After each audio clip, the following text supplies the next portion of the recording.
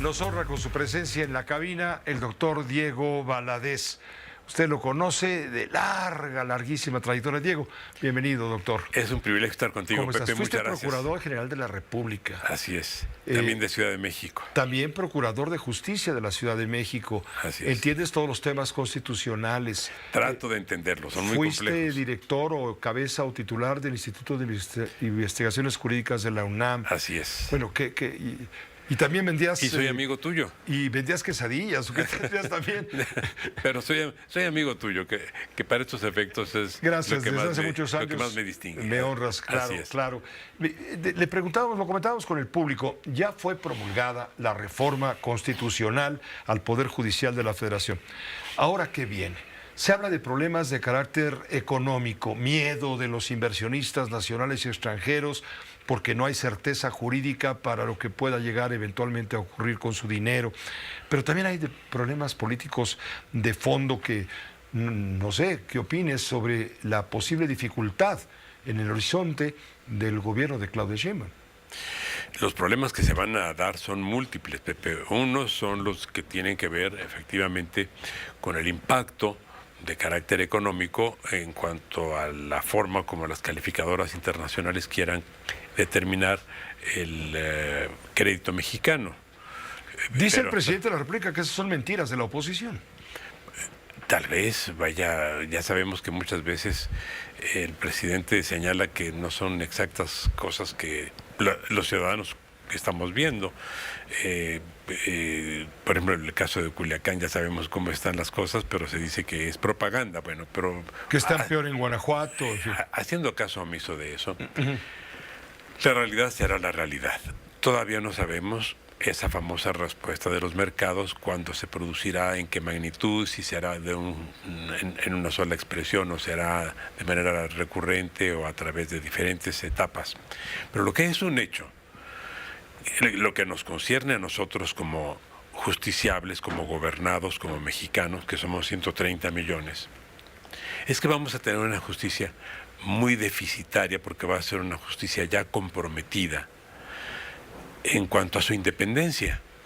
Pero no solo eso, no será cuestión de que un partido hegemónico y un gobierno federal vayan a ser ya los dueños de la justicia. El problema es que la justicia va a tener muchos dueños, Pepe. Esta forma que ya no quiero calificar porque ya la etapa de la ya decir que es catastrófica, de la crítica, todo eso ya lo dejamos atrás. Hoy es un hecho. Que fue una venganza. Que no lo creo, porque nadie pone al Estado en predicamento solo por una venganza de carácter personal. Es un proyecto completo. Y complejo. Y complejo. Creo, y eso es lo más sorprendente para mí, que lo que va a pasar es que le va a generar problemas a la gobernabilidad democrática del país, cuya magnitud todavía no podemos determinar. Pero el hecho real es que la presidenta y su gobierno van a tener que hacer frente a una serie de cuestiones que no se habrían dado de no haberse dado esta reforma, de no haberse producido esta reforma. Por ejemplo, la intervención de las organizaciones delictivas para intimidar a candidatos o para comprometer candidatos. Por eso dices que la justicia va a tener dueños. Unos de ellos... Los gobernadores, Ajá, que también van a querer consolidar sus cacicazgos.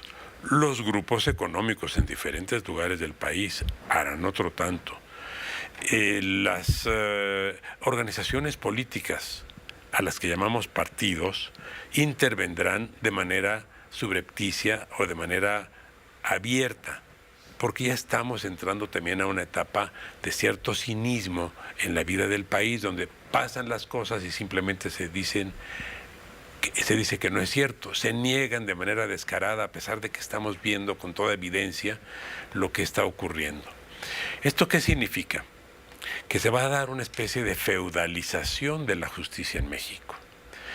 Uno de los elementos que se plantearon y que está muy mal resuelto es que los juzgadores locales pues son de cada estado, pero los juzgadores federales quedaran como si fueran también del respectivo estado, porque ya se estableció las órdenes del gobernador.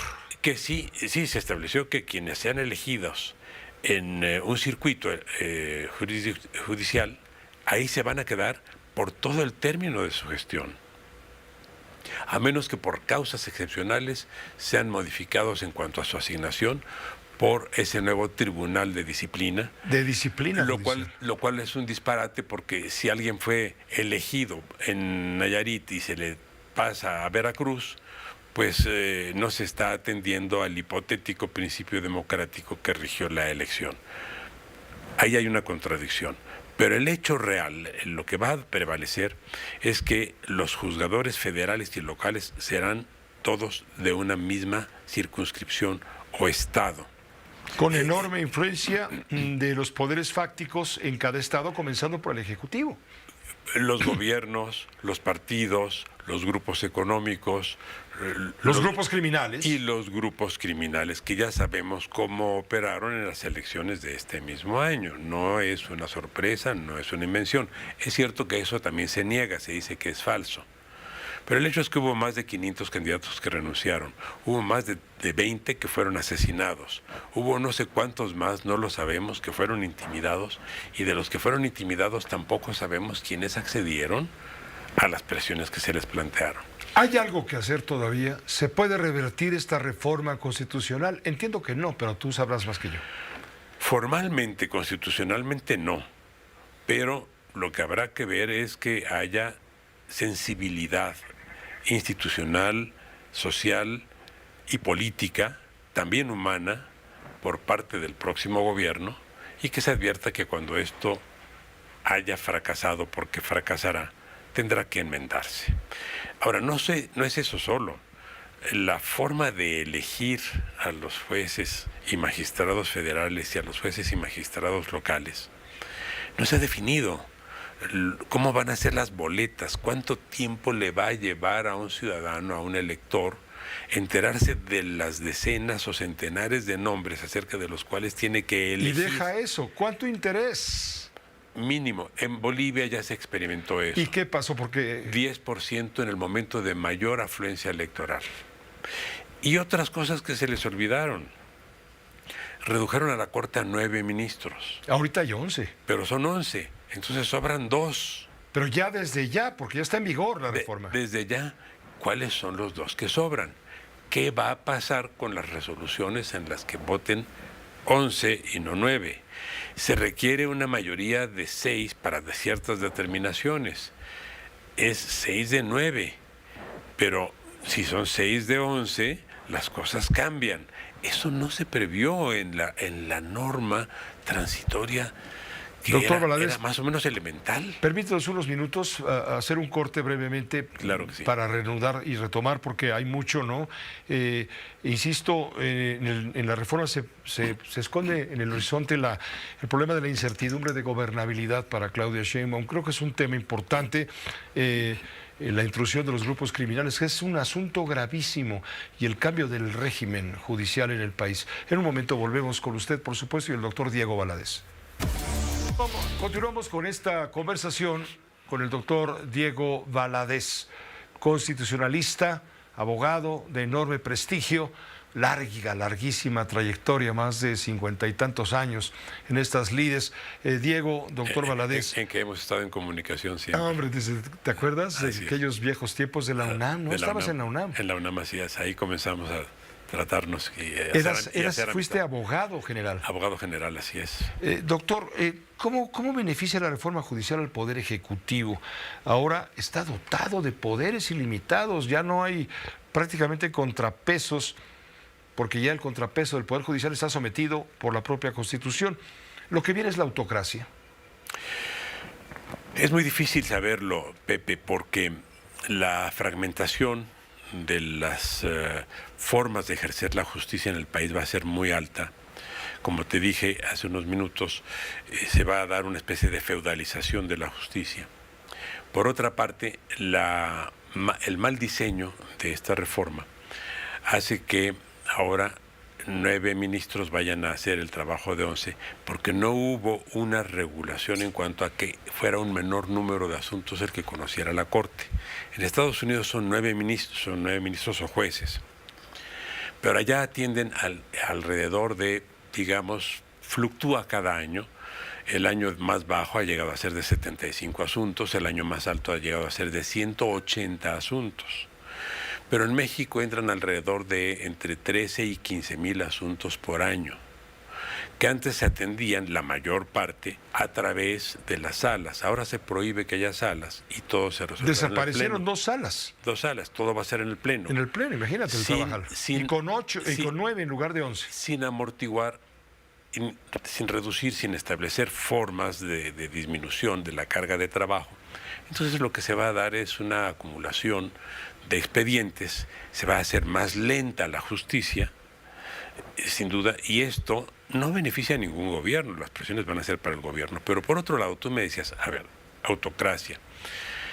La verdad, México se acerca a una disyuntiva y en este momento, por lo menos desde mi punto de vista, no es fácil prever si nos vamos a ir por la vía de la autocracia o nos vamos a ir por la vía de la anarquía, porque el país está muy desgobernado. Estamos viendo síntomas preocupantes en todo el país, llámese Chiapas, Michoacán, Sinaloa, Tamaulipas, Zacatecas, Guanajuato. Guanajuato. Podemos mencionar muchas entidades federativas más.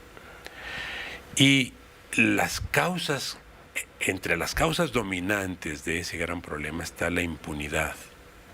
Y a la impunidad con esta reforma no se le hace nada, excepto algo que sí se le hace, se acentúa la impunidad, porque se dificulta la justicia y las causas reales de impunidad no se están trabajando. Mira, Pepe, se estableció, por ejemplo, hace años un sistema de justicia en materia penal oral.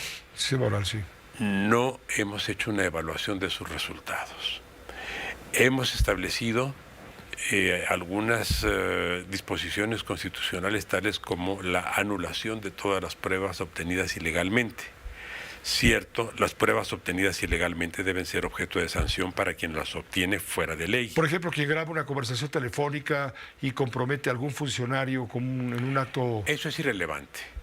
Quien entra a un espacio donde hay cadáveres, armas, droga, dinero, pero entra sin orden de cateo. Bueno, pues todos esos elementos, el cadáver, las drogas, el dinero, las armas, todo eso se anula como prueba y las personas que hayan estado allá adentro y hayan sido detenidas tienen que ser puestas en libertad de inmediato. Esto se ha atribuido a connivencia, corrupción, errores de los jueces y no es cierto. El hecho es que así lo dice la Constitución desde 2011. No se ha reparado, no se han dado cuenta de que ese es un boquete en la línea de flotación del sistema de seguridad del país y que está generando una profunda impunidad. Hay muchos otros elementos, estoy dando solamente un argumento. Resulta prácticamente inexplicable que cambie el régimen judicial en México. ¿Qué estaba pasando por la cabeza del presidente? Algo bueno deberá tener la reforma, algo tendrá de bueno. ¿Tú no le ves nada bueno? Una cosa muy buena. Venga. Que estamos platicando de eso aquí y que ha sido tema de los medios de comunicación, que ha sido preocupación internacional, que ha interesado a la sociedad. Digamos, es bueno que la sociedad se preocupe porque hay una mejor justicia. Pero el hecho, y esto es la grave amenaza que tiene la presidenta, es que se han generado muchas expectativas con relación a esta reforma. Ninguna se va a cumplir. Esta reforma no combate ni corrupción, ni ineficiencia, ni impunidad. Se van a acentuar, en cambio, los procesos de impunidad. Vamos a tener muchísimas más personas en prisión preventiva porque habrá muchísimas más mayores. ¿Qué hay en el fondo, finalmente, de esta voluntad presidencial para llegar a este punto, llevar al país a este punto? ¿Qué hay en el fondo?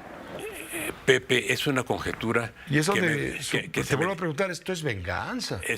¿Qué le hicimos al presidente? No sé si es una venganza para nosotros o es una decisión de ponerle obstáculos a su sucesora.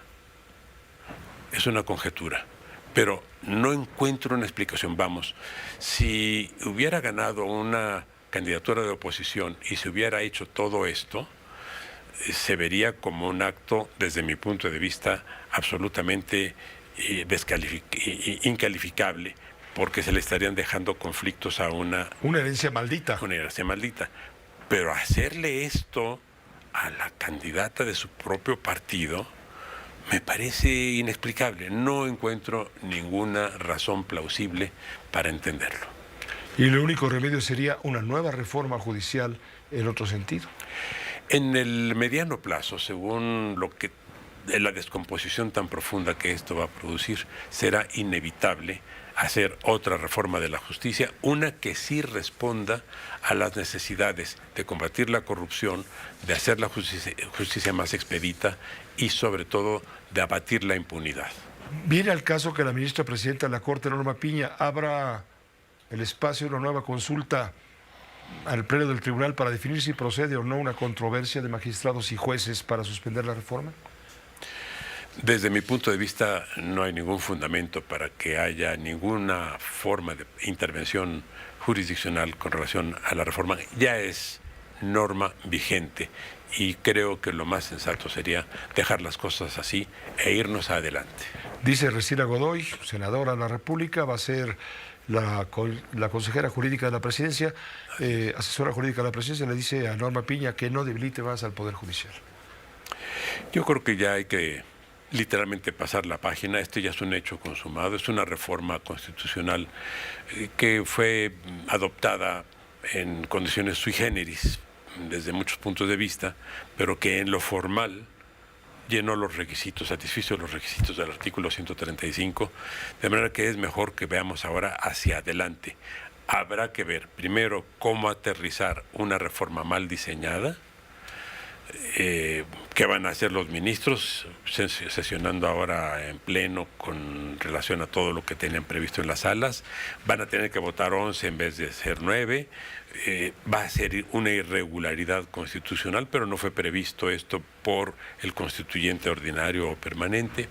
De manera que se van a dar muchas irregularidades en el proceso de aterrizaje, de aplicación de la reforma, que se pudieron haber previsto, que se debieron haber previsto, no se hizo, pero lo que habrá que esperar ahora es ver cómo la experiencia misma nos demuestra que esto será un fracaso. Si yo me equivoco en el pronóstico y si se equivocan decenas o centenares de personas que opinan en el mismo sentido, creo que todos estaríamos muy contentos, pero no hay ningún elemento para permitir, inferir, para esperar que esto tenga un buen desenlace. Doctor Valadez, muchísimas gracias por habernos acompañado en presencia aquí en el estudio de Grupo Fórmula Noticias, en este espacio. Te lo apreciamos mucho, la capacidad de análisis es impecable, indiscutible. Habrá tus detractores, habrá quien te responda y de eso se trata, de la pluralidad que pues ahora no lo estamos percibiendo. Uno tiene que asumir las consecuencias de su propia congruencia. Muchas gracias, doctor Valadez. Muchas gracias a ti, Pepe, gracias, el doctor Diego Valadez, constitucionalista, investigador de investigaciones jurídicas de la UNAM. Nos vamos a una pausa muy breve, volvemos enseguida.